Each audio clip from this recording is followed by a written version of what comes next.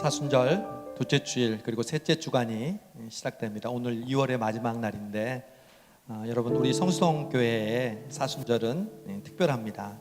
하나님께서 우리에게 이 은혜의 시간을 허락해 주셔서 이 사순절을 보내고 있는데요, 오늘도 이 예배를 통해서 주님의 십자가와 주님의 사랑을 우리에게 깨닫게 줄 줄로 믿습니다. 우리 함께 자리에 일어나서 우리 기쁘고 감사한 마음으로 주님의 마음, 주님의 시선이 있는 곳에 우리의 마음이 있게 해 주옵소서. 우리 고백하는 찬양 드리시겠습니다.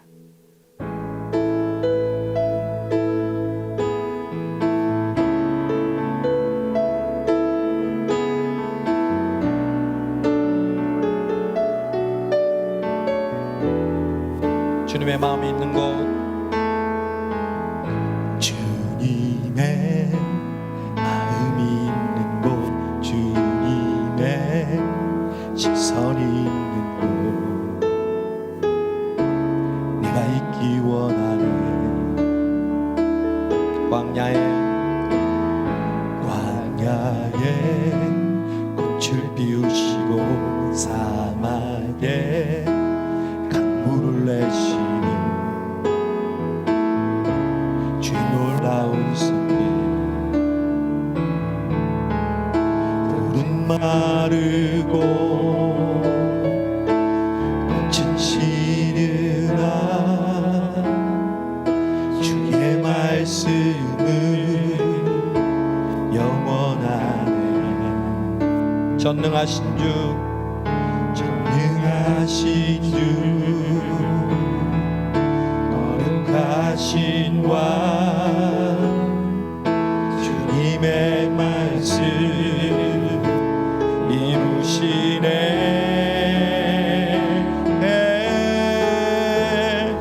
나의 마음 주의 성전이 되어 영원한 주의 말씀을 향해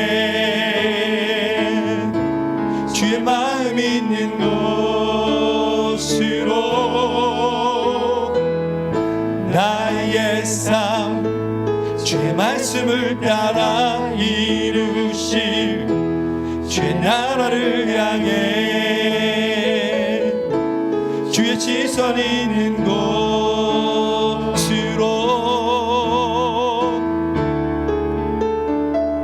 주님의 마음이 있는 곳, 주님의 시선이 있는 곳, 그곳에 우리가 있게 하여 주옵소서. 주님의 마음이 있는 곳, 주님의 마음이 있는 곳, 주님의 시선이 있는 곳, 내가 있기 원하네. 광야에 꽃을 피우시고 광야에 꽃을 피우시고 사막에 물을 내시는 주의 놀라운 섭리, 푸른 마르고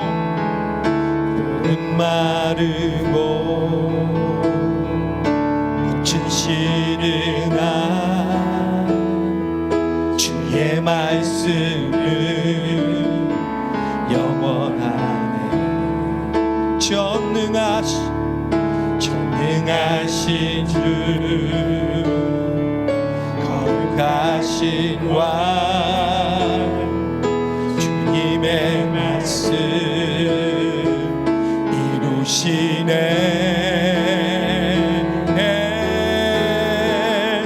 나의 마음 주의 성전이 되어 영원한 주의 말씀을 향해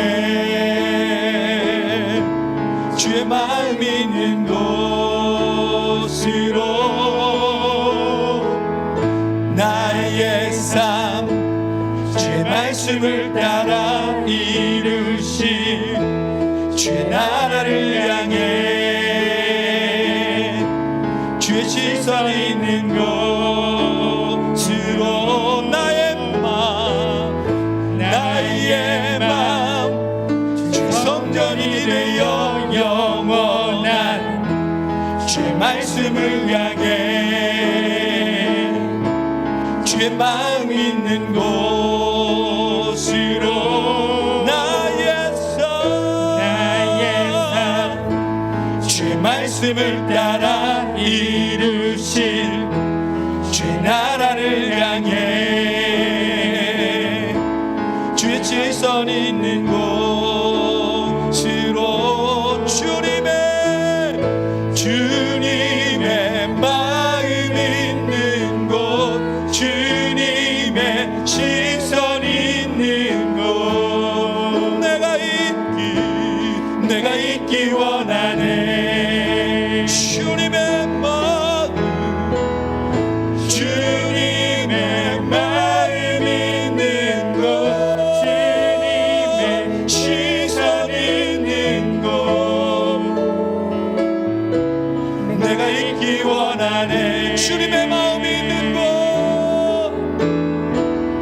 주님의 마음 있는 곳 주님의 시선 있는 곳 내가 있기 원합니다 예 주님의 마음 있는 곳 주님의 시선 있는 곳 내가 있기 원하네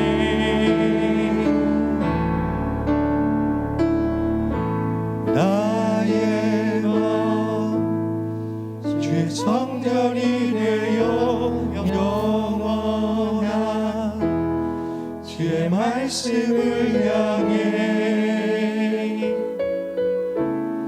주의 마음 있는 곳으로 나의 삶 주의 말씀을 따라 이루실 주의 나라를 향해 주의 시선 있는 곳으로 주님의 마음 있는 곳 주님의 마음 있는 곳 주님의 시선 있는 곳 나의 마음 나의 눈 있기 원하네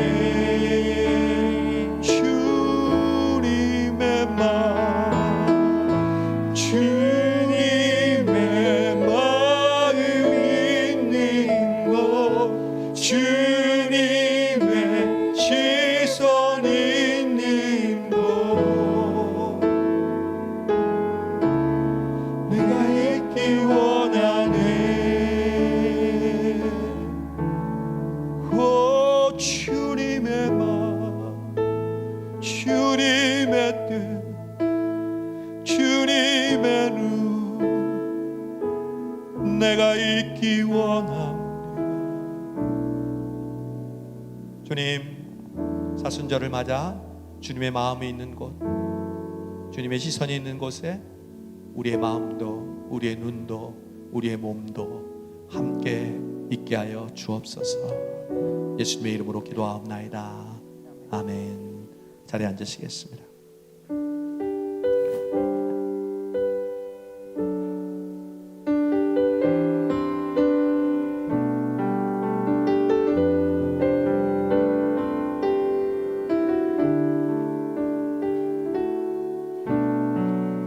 이 세상 가장 아름다운 순종의 눈물 온 세상 다시 빛나게 한 생명의 눈물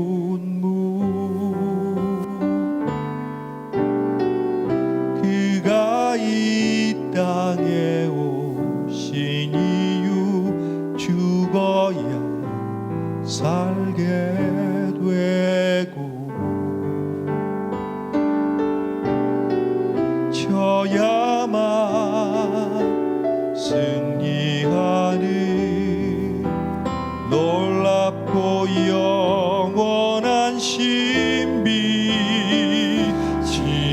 주신 그대로 회복시킨 우리의 창조주 그리스도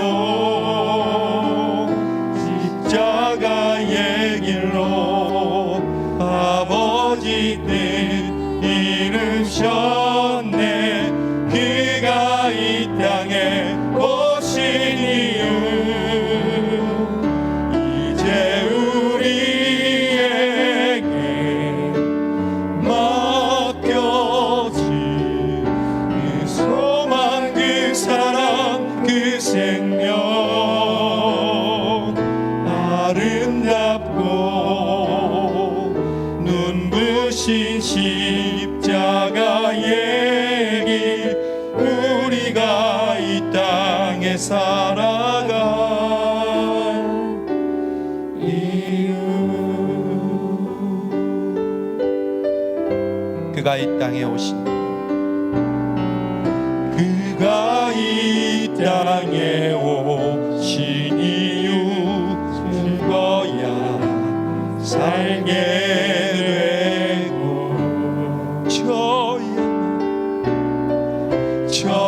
저야만 승리하는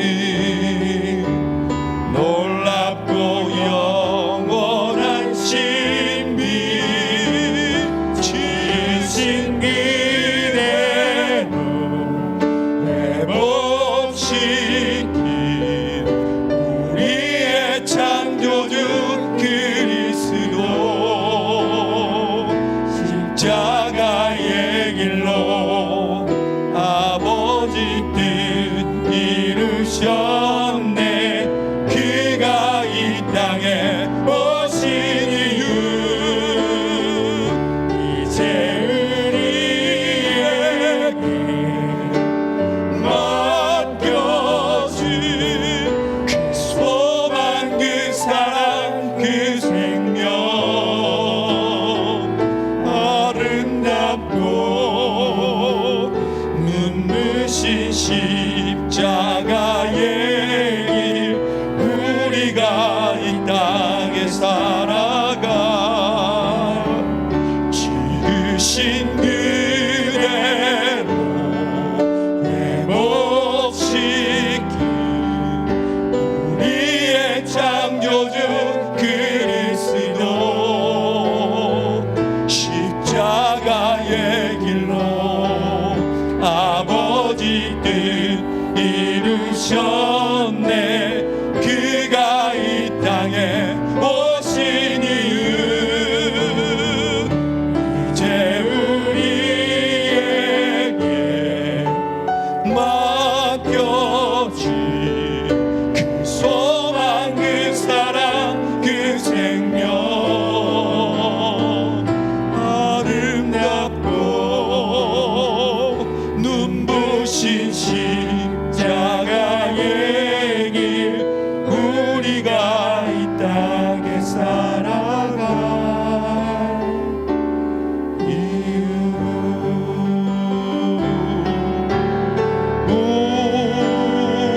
우리의 심령 주의 것이니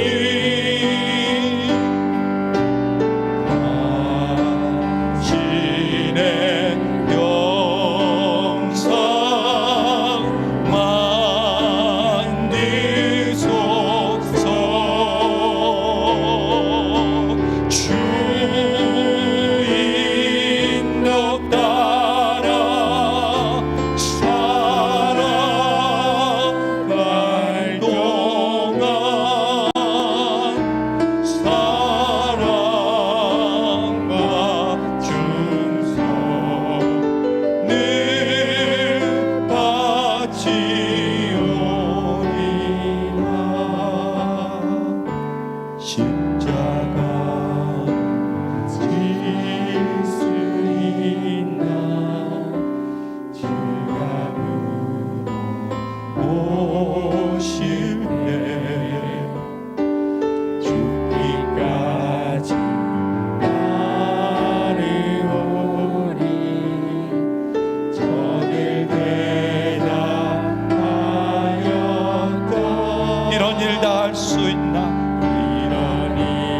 나에게 맡겨주신 이 사명, 이 십자가 일 내가 할 수 있겠느냐? 주님 물어보실 때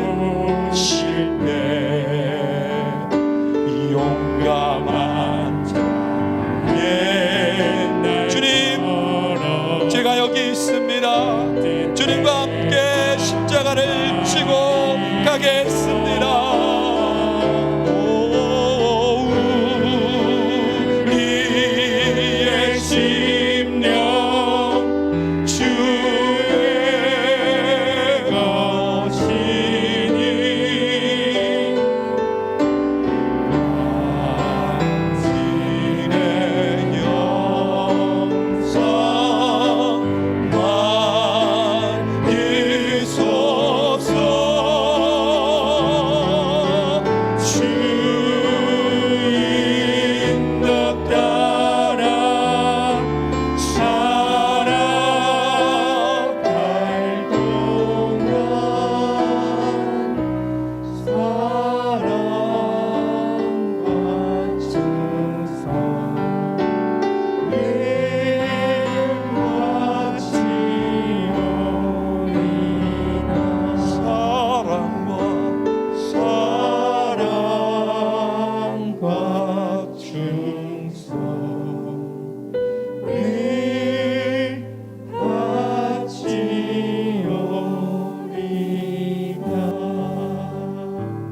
사랑하는 여러분, 오늘 주님이 우리에게 너 내가 가는 그 십자가를 함께 지고 갈 수 있겠니? 물어볼 때 여러분 어떻게 대답하시겠습니까? 주님, 저는 연약하지만 제 심령이 주님의 것이므로 주님과 함께 십자가를 지고 가겠습니다. 우리 이전에 그렇게 살지 못해도 괜찮습니다. 다시 오늘부터, 지금부터 주님 십자가를 지고 나아가겠습니다. 우리 다 함께 통성으로 그 기도를 우리 드리시는 시간 되기를 원합니다. 우리 함께 통성으로 기도하겠습니다. 하나님 아버지 감사합니다. 우리를 위하여 십자가에 은혜를 허락해 주시옵소서.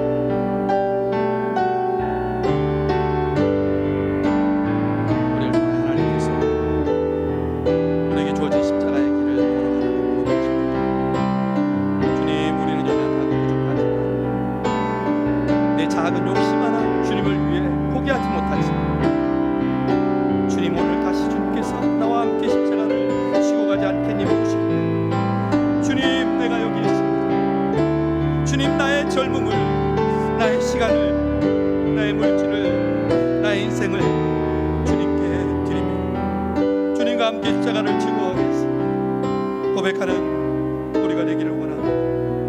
주여 함께 해주시고 우리에게 은혜를 베풀어 주옵소서.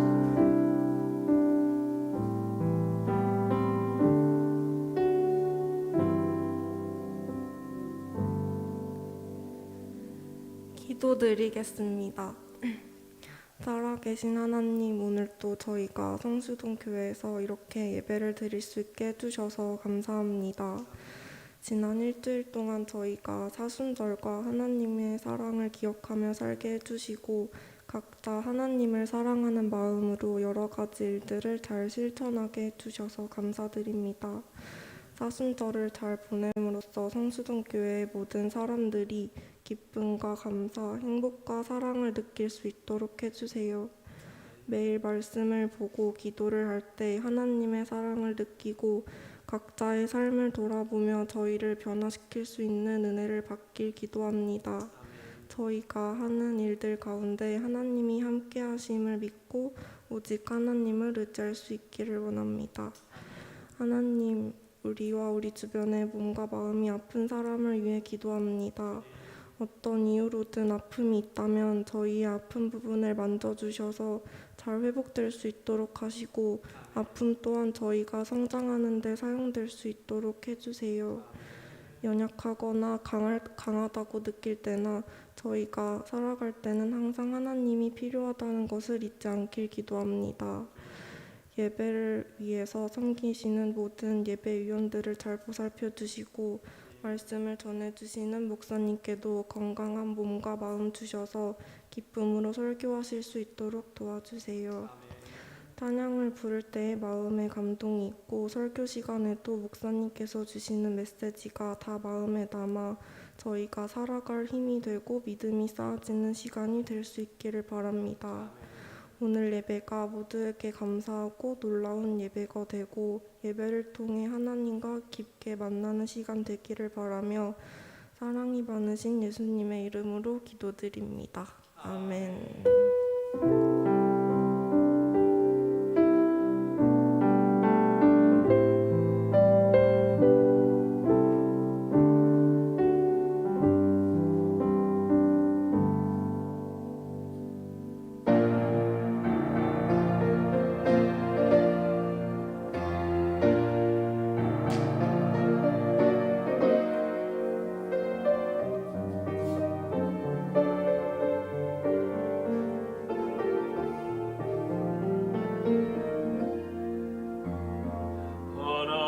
하나님이 세상을 이처럼 사랑하사 독생자를 주셨으니 그 이름 예수라. 예수 그리스도의 이름을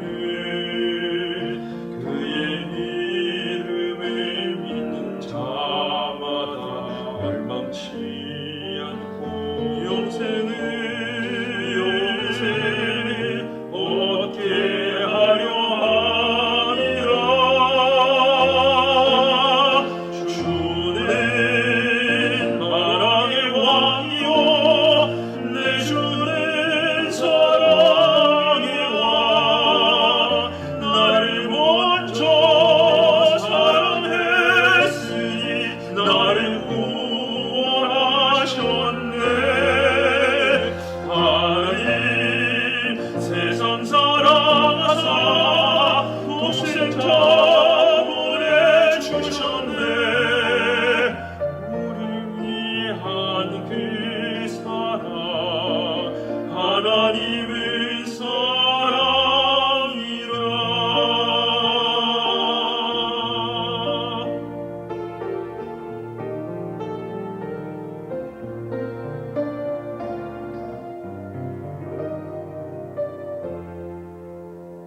주의 사랑 변치 않고 나의 길 인도하시니 내 마음의 기쁨과 평안이 항상 넘쳐 흐르네. 나를 구원하신 주 그의 사랑 놀라워. 주님께 감사해 주님을 찬양해.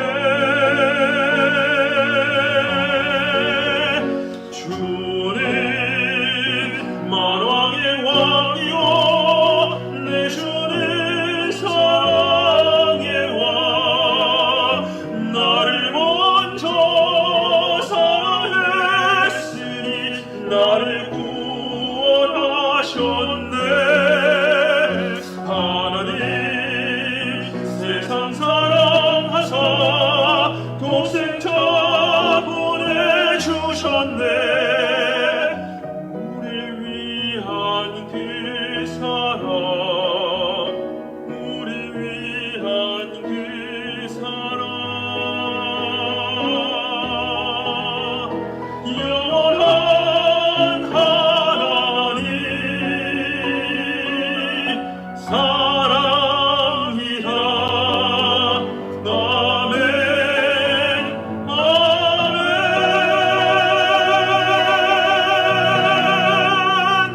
우리 박수로 하나님께 영광 돌리겠습니다. 아멘, 아멘. 우리 귀한 찬양을 우리 3부 때만 드리는 게 아니라 1부, 2부 때도 이렇게 함께 나눌 수 있게 돼서 너무너무 감사합니다. 오늘 우리에게 주신 하나님의 말씀 누가복음 10장 25절에서 37절까지 말씀입니다.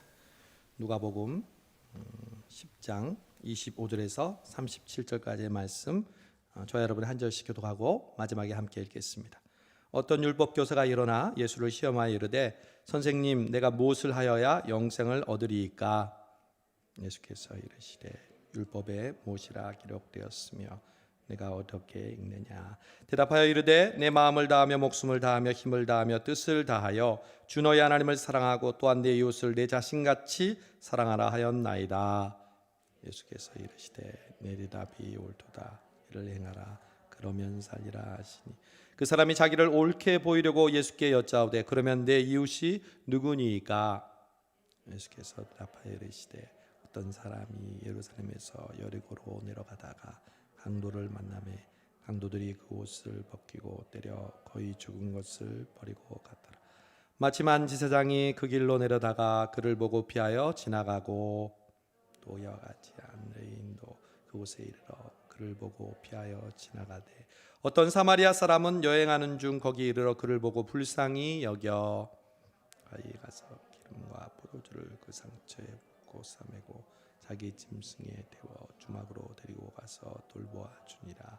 그 이튿날 그가 주막 주인에게 데나리온 둘을 내어주며 이르되 이 사람을 돌보아 주라. 비용이 더 들면 내가 돌아올 때 갚으리라 하였으니 내 생각에는 이 사람 중에 누가 강도 만난 자의 이웃이 되겠느냐. 함께 있습니다. 이르되 자비를 베푼 자니이다. 예수께서 이르시되 가서 너도 이와 같이 하라 하시니라. 아멘. 아멘. 여러분 옆에 있는 전후 좌우 사람들에게 한번 인사 한번 할까요? 반갑습니다. 잘 오셨습니다. 한번 해보겠습니다. 우리 2부 예배 시작한 지 얼마 안 됐는데 특히 우리 청년 선생님들 힘드시죠? 아침에 일찍 일어나고 또 토요일 날도 늦게 잘 텐데 그러나 하나님께서 이제 한 주, 두 주 시간이 지나면서 훈련이 되어지고 익숙하게 되어서 우리가 주일날 예배 드릴 때 먼저 은혜 받고 또 아이들을 가르칠 수 있는 그런 귀한 은혜를 주실 줄로 믿습니다. 여러분 예수님의 비유 중에 많은 비유들이 있잖아요. 그 중에 우리가 읽은 이 사마리아인의 비유만큼 유명한 비유는 아마 없을 것 같습니다. 언제 들어도 우리에게 교훈과 감동을 주는 따뜻한 이야기입니다. 그런데 우리가 말씀을 들을 때 읽을 때 주의해야 할 것이 있습니다. 큐티할 때도 마찬가지입니다. 말씀에 대한 색안경, 선입견을 가지고 말씀을 대하는 겁니다. 즉 그 말씀에 대한 결론을 미리 내버리고 그 말씀을 읽는 거예요. 여러분 오늘 비유의 제목만 해도 그렇습니다. 우리가 읽은 사마리아인의 비유의 제목을 우리는 뭐라고 이야기하냐면 선한 사마리아인의 비유라고 이야기합니다. 그런데 사실 오늘 말씀에는 사마리아인이 선하다는 말은 나오지 않습니다. 그리고 여러분이 가진 성경에 항상 필사를 하다 보면 소제목이 있잖아요. 그걸 우리가 쓰잖아요. 오늘 말씀의 소제목이 뭐라고 적혀 있는지 한번 보세요. 읽어볼까요? 자비를 베푼 사마리아 사람.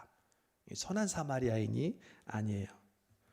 우리는 오늘 이 말씀의 비유를 선한 사마리아인의 비유 이렇게 결정하고 우리 자신이 강도 만난 사람이고 제사장과 레위인은 교회 열심히 잘 다니는 사람, 그러나 사랑이 없는 사람, 사마리아인은 사랑을 실천하는 사람, 그리고 여관은 교회, 우리는 사마리아 사람처럼 사랑을 실천하며 살자.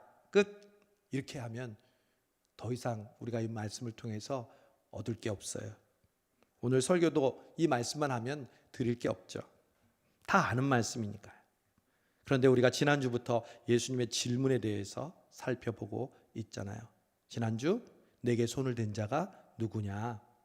오늘도 오늘 이 사마리아의 비유를 통해서 예수님의 질문이 나와요. 그 예수님의 질문 속에 사실은 이 비유의 핵심이 있어요.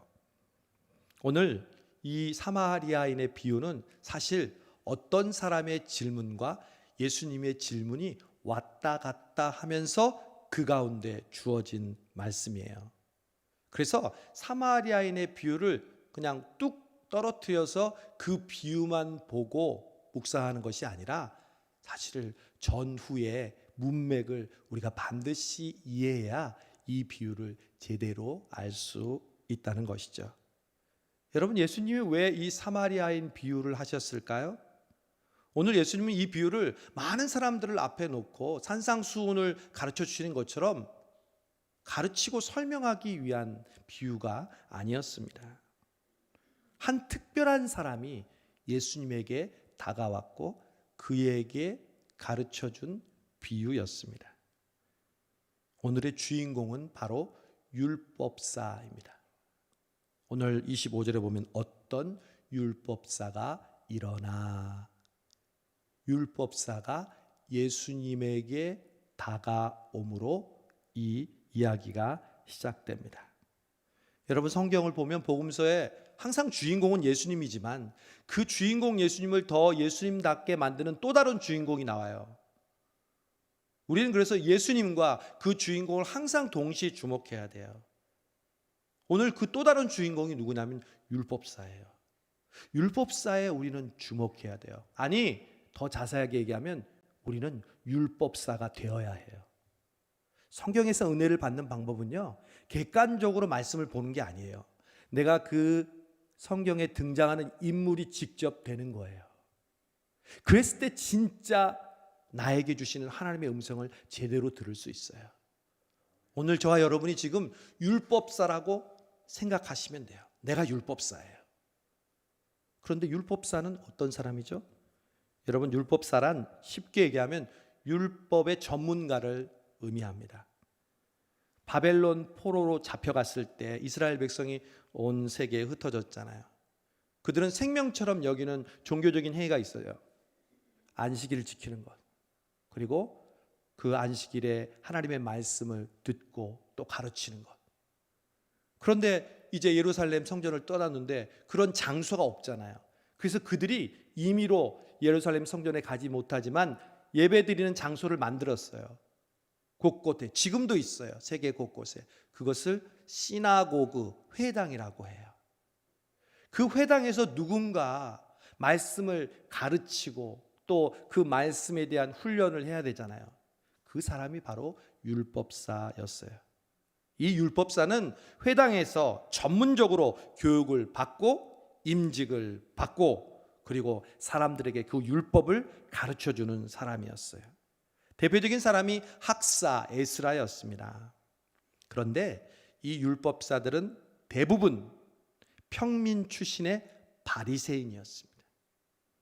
바리새인은 철저하게 율법을 지키는 사람으로 유명하죠. 율법 외에 더 구체적인 세부 사항을 많이 만들어서 사람들에게 더 철저하게 율법을 지키도록 가르친 사람들이었습니다. 이러한 율법에 정통한 전문가였던 율법사. 신약에서는 이 율법사하고 동일한 단어가 나와요. 서기관. 여러분이 성경을 읽다가 서기관 그러면 이 사람은 율법사구나. 그렇게 이해하시면 됩니다. 이 율법사가 예수님께 찾아왔어요. 질문을 했어요. 선생님, 내가 무엇을 하여야 영생을 얻을 수 있죠? 고상한 질문이에요. 그러나 오늘 누가는 그 질문 앞에는 이런 의도가 있다고 얘기해요. 예수를 시험하여 이르되, 예수님을 걸고 넘어지려고 예수님께 질문을 하고 있다는 거예요. 여러분, 율법에 정통한 율법사라면 어떻게 하면 영생을 얻는지 모를 리가 없어요.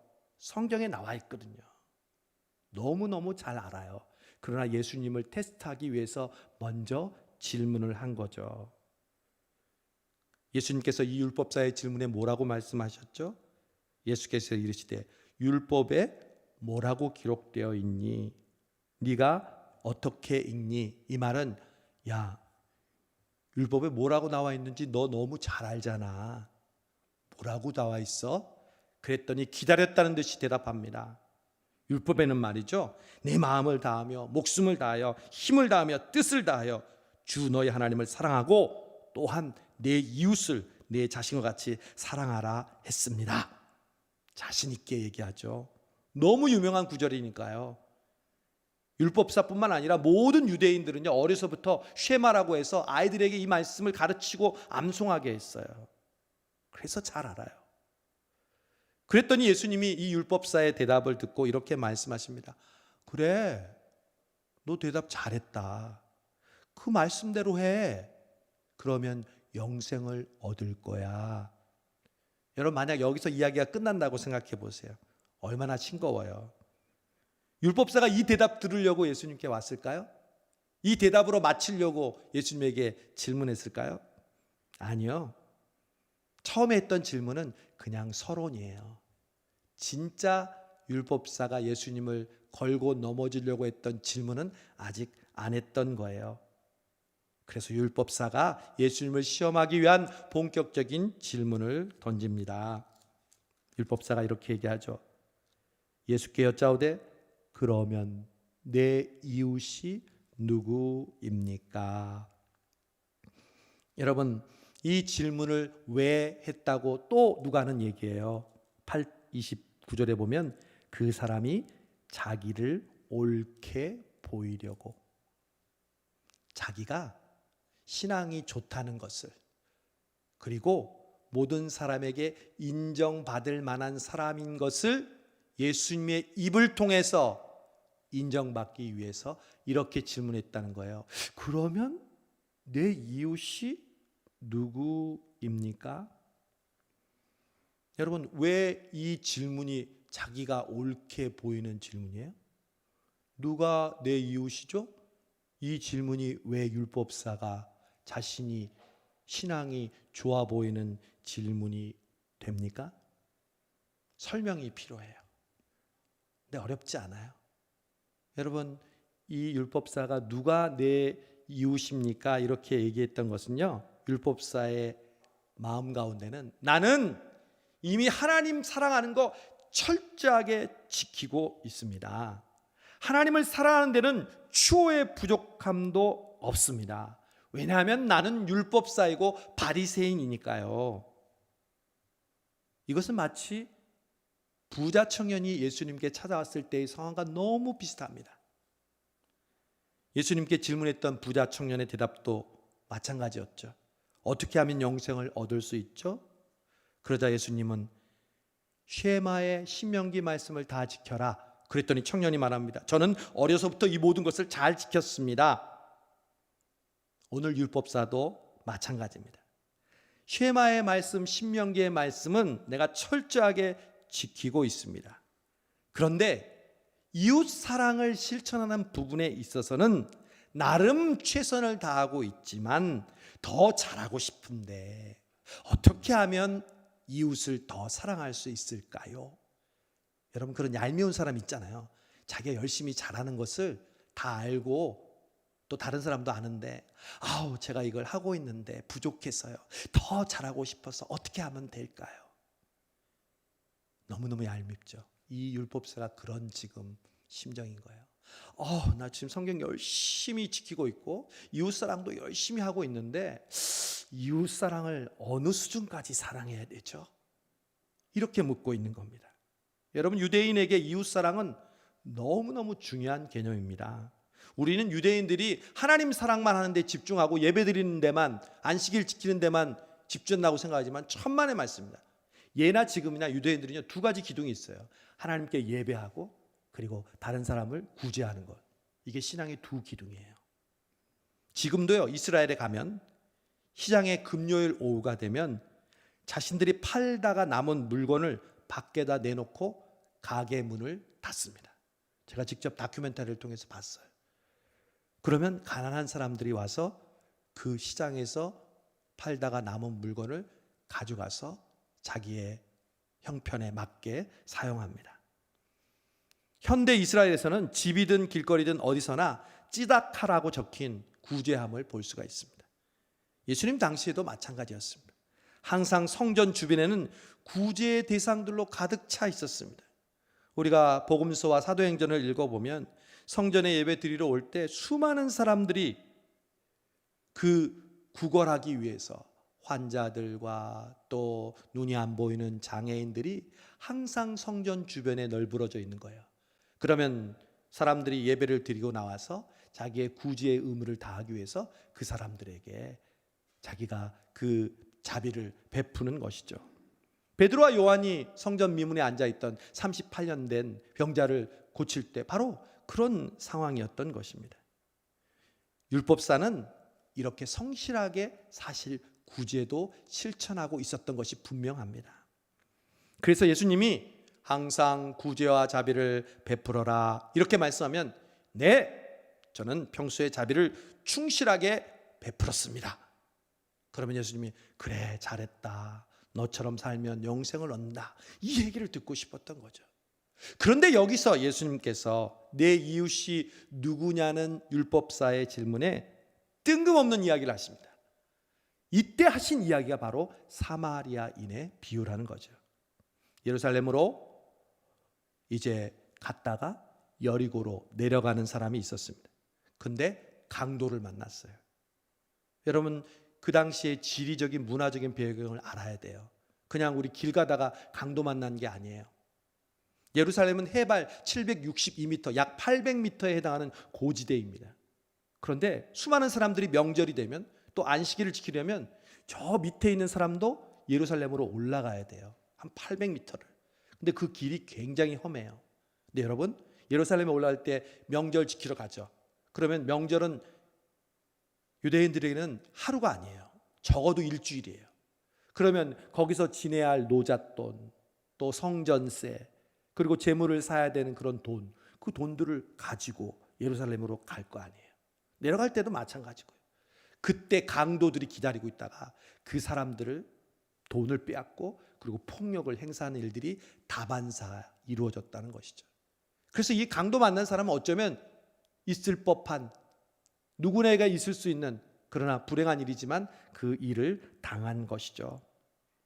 근데 이 강도 만난 사람이 돈도 빼앗기고 또 폭력을 당해서 피를 철철철 흘려서 이제 과다출혈로 죽을 수밖에 없는 그런 상황에 있었는데, 마침 길을 지나가는 사람이 있었는데 제사장이었다고 예수님 말씀합니다. 제사장이라는 단어를 얘기했을 때 율법사의 귀가 번쩍 뜹니다. 왜 그랬을까요?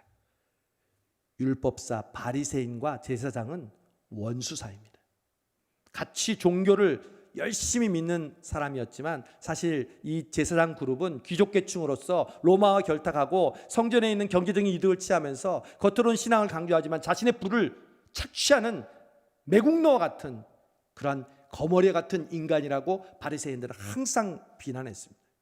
그랬는데 이 제사장이라는 이름이 딱 출현하니까 귀가 번쩍 뜨인 거죠. 근데 예수님 뭐라고 그래요? 제사장은 그냥 지나갔다는 거예요. 와, 그러면 그렇지. 제사장 저놈들이 선을 베풀 리가 없지. 잘 됐군, 잘 됐어. 그 다음에 레위인이 지나갑니다. 레위인도 제사장과 똑같은 귀족 계층, 성전에서 일하는 사람들이었습니다. 이 사람도 그냥 지나갔다는 거예요. 와우! 그렇지. 내가 미워하는, 내가 지적하는 저 인간들은 정말 저럴 수밖에 없는 인간이지.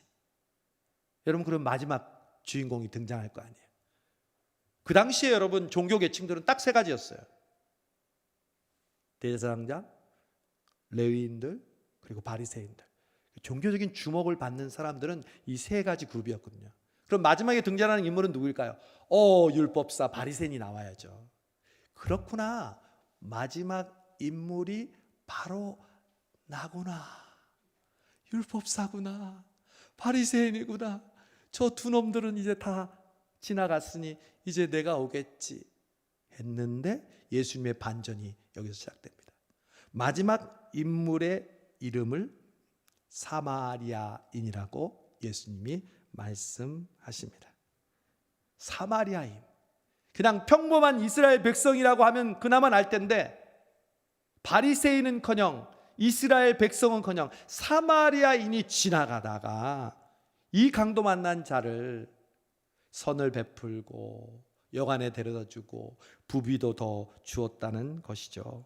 여러분, 사마리아인은 유대인들에게 상종할 가치가 없는 원수보다 더 상종하기 싫은 그러한 인간들이었습니다. 대제사장과 레위인보다 더 미워하고 아예 그 사마리아인이라는 그 단어조차 떠올리지 않는 사람이 율법사에게는 사마리아인이었습니다. 왜냐하면 사마리아인은 혼혈 민족으로서 피를 더럽혔거든요. 그러면서도 신앙생활 한다고 자기들끼리 모여서 살고 있는 사람들이었습니다. 율법사는 너무 불쾌했습니다. 그리고 혼란스러웠습니다. 아니, 나는 어디 간 거야? 이 세 사람 중에 마지막에 나 아니야? 그렇게 찜찜하게 예수님 말씀을 듣고 혼란스러워하는 가운데 예수님이 오늘 송곳 같은 핵심적인 질문을 던지십니다. 이 세 사람 중에 누가 강도 만난 자의 이웃이냐? 그 말은 야, 네가 강도 만난 사람이라고 치보자.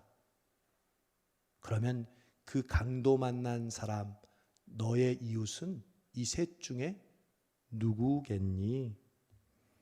율법사는 자기가 강도 만난 자를 도와준 사람으로 주인공으로 등장하기를 원했는데 예수님은 강도 만난 그 당사자라고 율법사에게 얘기하면서 누가 강도 만난 자의 이웃이라고 묻고 있는 겁니다. 돕는 자의 입장이 아니라 네가 지금 피해자 되어라고 얘기하는 거죠. 여러분, 역지사지라는 말이 있죠. 우리말로 하면 처지를 바꿔놓고 생각해 보라는 겁니다. 네가 강도받는 자라면 누가 그 강도받는 자의 이웃이겠니? 그거야 뻔하죠. 사마리아인입니다. 이렇게 대답해야죠.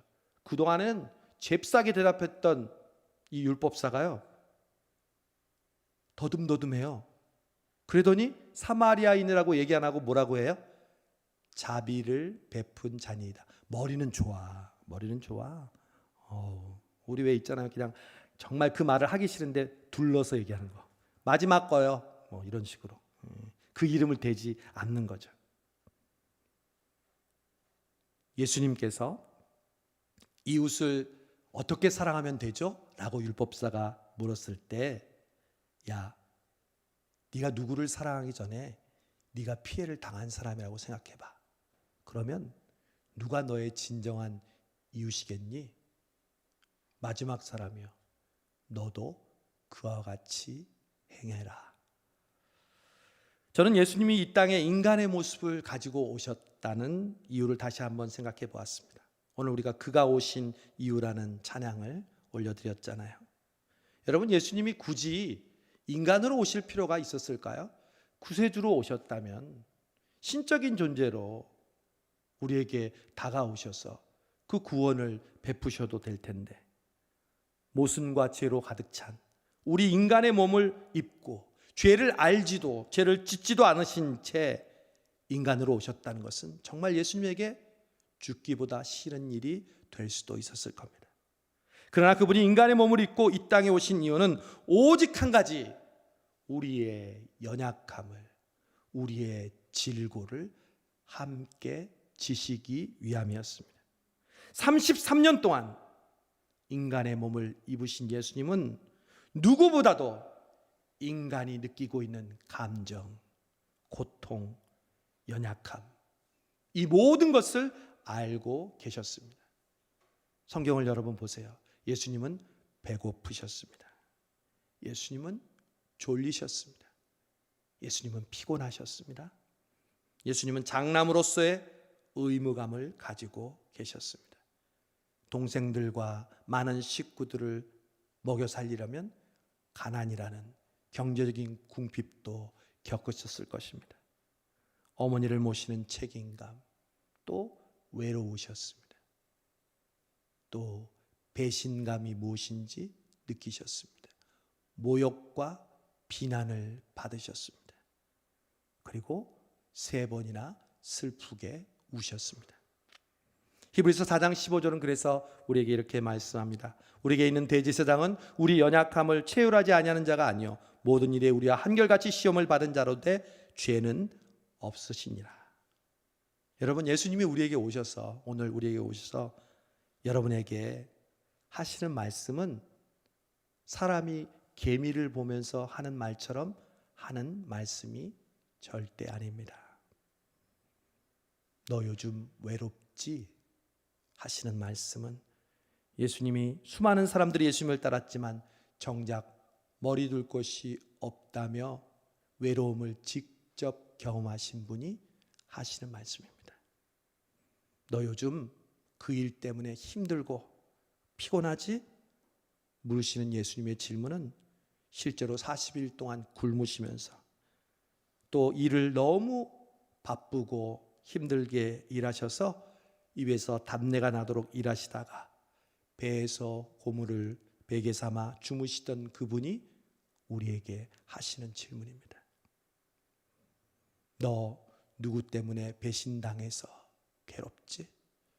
이 말씀은 3년 동안 자신의 모든 것을 전부 베풀었던 제자들이 예수님을 배신하고 그 중에 한 명이 자신을 팔았던 그 배신감을 경험했던 예수님이 우리에게 하시는 말씀입니다. 너 두렵고 무섭지? 이 말씀은 예수님이 십자가를 지시기 전에 당신도 너무 두렵고 힘들어서 아버지, 할 수만 있다면 이 잔을 내게서 옮겨 주옵소서. 그 두려움을 직접 경험하신 분이 우리에게 하시는 말씀입니다. 사랑하는 우리 UBM에 나온 우리 성도 여러분, 특별히 선생님들 여러분, 우리가 지금 경험하는 고난과 시험은 사실 우리 게 아닙니다. 그것은 앞으로 나와 같은 고난을 겪는 사람들을 만나 공감하기 위한 것입니다. 그들의 입장에서 우리가 그들에게 사랑을 베풀기 위함입니다. 고난은 극복해야만 다른 사람에게 본이 되는 것이 절대 아닙니다. 그냥 고난을 겪는 그 자체도 우리에게 다른 사람에게 힘이 될 수 있습니다. 우리는 간증에 대한 선입견이 있습니다. 간증은 특별하게 성공한 사람, 보란듯이 놀라운 결과를 이룬 사람만 하는 거라는 생각입니다. 아니요. 간증은 물론 그런 사람도 하는 것입니다. 그러나 아직 응답받지 못하고 아직 지키지 못하는 사람도 주님, 나는 이렇게 힘들어요. 그러나 나는 주님을 신뢰합니다. 이것이 또한 우리가 해야 할 간증입니다. 여러분, 사순절에 내가 지금 열심히 이 사순절을 지키고 있어요. 이 사람도 쉐어링할 수 있지만 난 아직도 사순절이 마음에 와닿지 않아요. 그 투두 나투두는 나에게 짐일 뿐이에요. 따라가고 싶은 마음도 없고 그런 분위기가 부담스러워요. 이 사람도 간증할 수 있습니다. 왜냐하면 우리가 다 느낄 수 있는 마음이니까요. 다윗은 시편 42편에서 예전에 자기가 성전 중심으로 열심히 신앙생활했던 것을 기억하고는 마음이 아팠다고 했습니다. 왜 과거에 열심히 신앙생활을 떠올리면서 행복해야지 아프죠? 왜냐하면 현재 자신을 보고 많은 사람들이 야, 너희 하나님 지금 어디 있냐? 네가 열심히 믿던 그 하나님 어디 있어? 너 현재가 왜 그래? 이렇게 조롱하고 있었기 때문입니다. 그때 다윗은 이렇게 고백했습니다. 내 영혼아, 내가 어찌하여 낙심하느냐? 내 속에서 어찌하여 불안해하는고? 너는 하나님을 바라라. 다윗은 낙심하지 않을 것 같고 불안하지 않을 것 같은데 불안했어요. 낙심했어요. 그런 현재 자체를, 자신의 모습 그대로 자체를 주님 앞에 고백하는 게 찬양이었어요. 내 영혼에게 명령하는 거죠. 여러분이 지금 저라고 생각하면, 김종환 목사라면 누가 김종환 목사의 이웃일까요? 목사님, 저는 목사님 절대 안 해요. 얼마나 힘든 건데 그걸 왜 해요? 그렇게 말씀하실 수도 있지만 그냥 여러분이 김종환 목사라고 한다면 누가 저의 이웃이 될 수 있을까요? 성수동교회 담임 목사인데 부임한 지 얼마 안 됐어요. 아직 성도들의 이름도 다 파악하지 못했습니다. 그러나 여러분과 함께 믿음으로 이 성수동 교회를 세워가기 위해서 몸부림치고 있습니다. 두 청년의 아빠이고 한 아내의 남편입니다. 그게 목사님 기도 제목이 뭐냐고 물어보는 것보다 더 저에게 마음에 와닿는 질문일 수 있습니다. 나의 이웃은 누구일까? 여러분, 우리 교사들 중에 청년들이 많이 있습니다. 졸업을 앞두거나 또 진로를 위해서, 취업을 위해서 고민하는 친구도 있습니다. 누가 그 청년들의 이웃일까요? 또한 교사들 중에 가정을 이루고 또 자녀들을 키우고 또 손자들을 키우는 우리 선생님들도 있습니다. 누가 그들의 이웃일까요? 우리 교회에 처음 온 사람이, 등록한 사람이 만약에 있습니다. 누가 그의 이웃일까요? 그냥 반갑게 인사하는 사람이죠. 여러분도 그런 시절이 있었으니까요. 여러분 몸이 아파 보면요, 몸이 아픈 사람의 마음을 알 수 있어요. 여러분이 겪었던 그 수많은 어려움과 고통들을, 여러분 그 고통당하는 사람들을 보고 그냥 지나쳐서는 안 됩니다. 그 사람의 이웃이 되어야 합니다. 왜 우리는 레위인처럼, 제사장처럼 그냥 지나갑니까? 우리가 지금 만나고 보는 그 사람에게 이웃이 되지 못하면서 어떻게 앞으로 구원받게 될 영혼, 그리고 온 민족과 열방을 위한 이웃이 우리가 될 수 있겠습니까? 성수동교회는 지금 그런 이웃이 필요합니다. 예수님 우리 성수동교회 물으십니다. 성수동교회야, 누가 강도 만난 자의 이웃이 되겠니? 사순절 셋째 주가 시작됩니다. 내일이면 11번째 날이고 3월의 첫째 날입니다. 사순절 기간 우리가 성경을 읽고 묵상하고 기도하는 것도 중요하지만 우리가 누가 강도 만난 자의 이웃이냐는 주님의 질문을 듣고, 주님, 저도 그렇게 살겠습니다. 특별히 여러분 공동체 안에서 이 사순절에 함께하지 못하는 그런 사람들을 정말 사랑의 마음으로, 긍휼의 마음으로 격려하고 함께하면서 우리 공동체가 이 사순절을 통해서 정말 저마다의 이웃이 되어서 오늘 주님을 기쁘시게 하는 이 사마리아 비유의 주인공이 되어서 이 사순절 하나님께 영광 돌리는 저와 여러분 되시기를 주님의 이름으로 축원합니다. 기도하겠습니다. 하나님 아버지 감사합니다. 우리가 예수님을 믿노라 하면서도 오늘 율법사처럼, 레위인처럼, 또한 제사장처럼 이웃이 되기를 무관심하고 그냥 지나쳤던 우리의 삶을 용서하여 주시고, 하나님 이 한 주간 이 사순절 기간을 통해서 우리의 작은 위로와 또한 우리의 손내밈을 통해서 그들의 이웃이 되는 진정한 사순절을 보내는 우리 모든 성도들 되게 하여 주옵소서. 예수님의 이름으로 감사하며 기도하옵나이다. 아멘. 우리 다 함께 원하고 바라고 기도합니다. 찬송하면서 준비하신 예물 하나님께 드리겠습니다.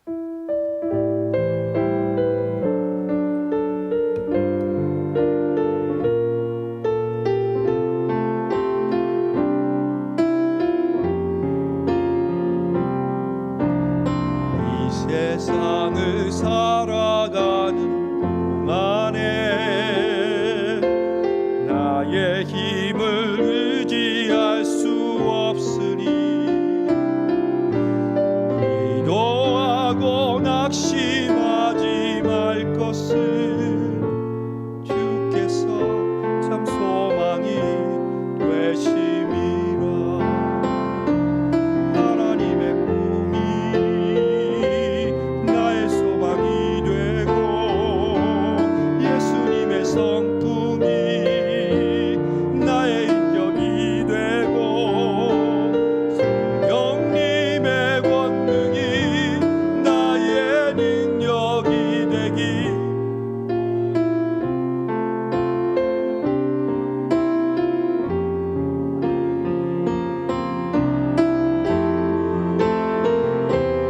소망이 되고 예수님의 성품이 나의 인격이 되고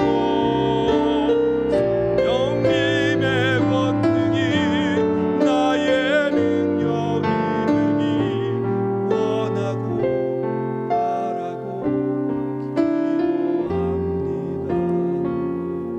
하나님, 우리가 예수님을 닮기를 원합니다.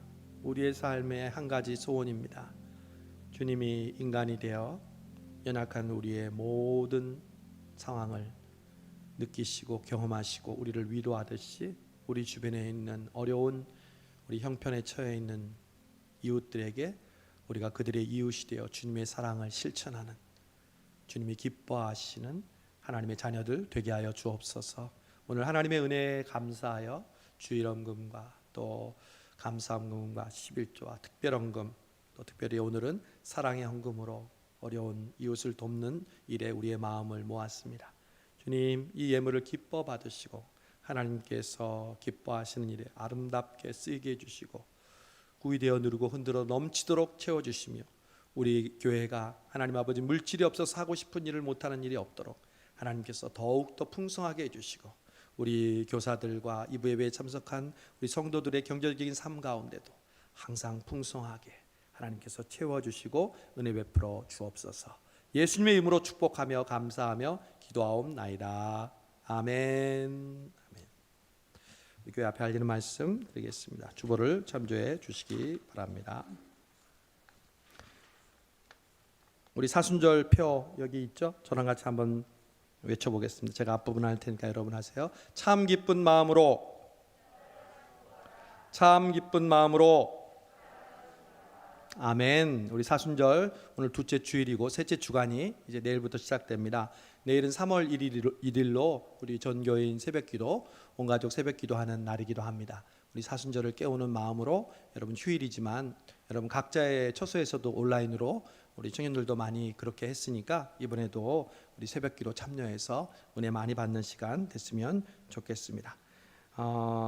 오늘 드린 사랑의 헌금, 매월 마지막 주에 사랑의 헌금 드리는데 오늘은 우리 교회 안에 어려운 형편에 있는 성도들을 이 사랑의 헌금을 모아서 조용하게 비밀리에 전달하는 일을 하도록 하겠습니다. 혹시 오늘 내지 못하신 분은 다음 주에 내셔도 되겠습니다. 사순절을 맞아서 제가 성경 공부를 합니다. 온라인으로 하게 되고 줌으로 하게 되는데 여러분 풍요로운 삶이라는 주제를 가지고 우리 T 성경 공부라고 하는데 기독교의 복음의 기본적인 진리를 가르치게 됩니다. 원하는 분은 누구나 여러분이 계신 곳에서 참여할 수 있습니다. 오늘 성경부 교재를 준비해 왔습니다. 여러분 원하시는 분은 성경부 교재를 가져가시고요. 3,000원인데 다음 주에 와셔서 되고 이름만 적어 가시고 가져가시고 혹시 못 가져가셔도 마음이 변해서 듣고 싶으면 언제든지 들으실 수 있습니다. 수요일 날 링크를 보내드릴 거예요. 그러면 목요일 날 링크를 보내드리거나 하면 그때 여러분이 그 링크로 들어오시기만 하면 여러분 자동으로 등록되시고 함께 공부할 수 있습니다. 6주간 진행하겠습니다. 목요일 8시입니다. 상반기 세례자 신청 여러분 해주셔서 아직 세례를 받지 못한 우리 교회 학교의 학생들도 마찬가지고요. 혹시 우리 가운데 있으면 세례 신청해 주시고 또 세례 받을 수 있기를 바랍니다. 오늘 꽃봉헌은 우리 민창기 장로님이 해주셨고요. 식사나 꽃봉헌 할 때 이유를 말씀해 주시면 부목사님이 확인할 때 여러분 말씀해 주시면 함께 축하하고 또 그걸로 감사하도록 하겠습니다. 입원 중인 이태화 집사님, 장정훈 집사님 위해서 기도해 주시기 바랍니다. 오늘 새로운 또 우리 지체가 있어서 소개합니다. 우리 김경희 자매 잠깐 자리에서 일어나 주세요. 우리 수원성 교회의 우리 청년이고요. 경희, 지금 수원성 교회 청년 성가대 지난주에도 왔었잖아요. 그 친구처럼 지금 성가대 하고 있어요. 성가대 하고 있고 또 평소에 말씀 듣고 싶은데 오늘 듣고 싶어서 이렇게 왔다고 했어요. 경희야, 앞으로 좀 나와봐. 어렵게 생각하지 말고 우리 뭐 목사님하고 있을 때는 어렵지 않잖아. 내가 어려운 질문 안 할 테니까 일로 와봐. 요 앞에 이 마이크 있으면 마이크가 나올 거예요. 거기 앞에 쓰세요. 괜찮아요. 자기 소개하고 어떻게 우리 교회 왔는지 얘기하고 오늘 예배 드린 소감이 어땠는지. 경희는 항상 제가 지난번 교회 있을 때도 말씀을 전하면 저에게 그 피드백을 하는 거를 좋아했어요. 그래서 뭐 여기는 오늘은 실시간으로 피드백할 수 있도록 하겠어요. 오게 된 이유와 또 자기 소개하고 예배 드린 소감 얘기해 보세요. 네, 안녕하세요. 저는 목사님 말씀해 주신 것처럼 목사님이 지난 계셨던 수원성교회에 있는 청년이고요.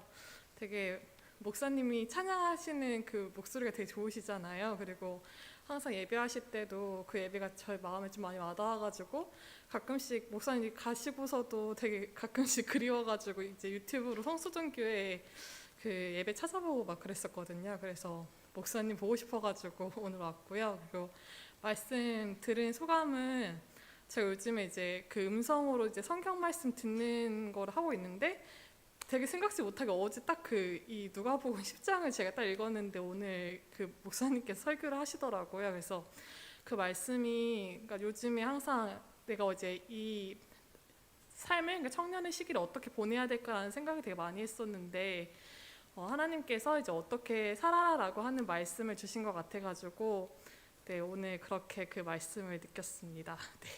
차렷 경례 감사합니다. 잘 오셨습니다. 환영합니다. 우리 다 같이 일어나셔서 주기도송 찬송하고 축도하고 예배를 마치겠습니다.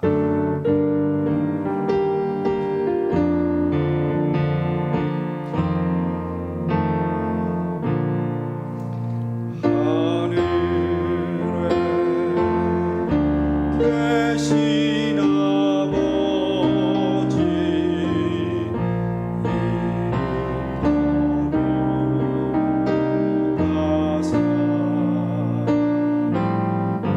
주님 나라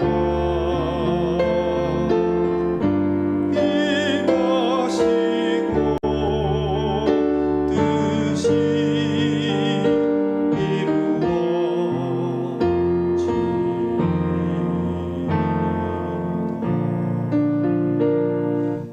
일용할 양식 주시고 우리들의 큰 죄 다 용서하옵시고 또 시험에 들게 마시고 악에서 구원하소서.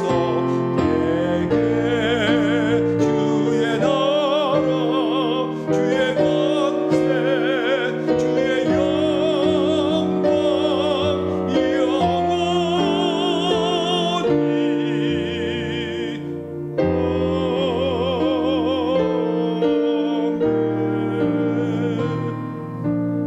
이제는 우리 주 예수 그리스도의 은혜와 아버지 하나님의 무한하신 사랑과 성령님의 감동 감화 역사 인도하심이 강도 만난 자의 이웃 사마리아인처럼 나도 힘들고 어렵고 버겁지만 내 주변에 힘든 이웃을 그 어려움을 돌보는 이웃이 되어 주님과 함께 십자가를 지기로 결단하는 우리 사랑하는 성수동교회와 이 EVB에 참석한 모든 성도들 위해 지금으로부터 영원토록 함께 하옵시기를 간절히 축원하옵나이다.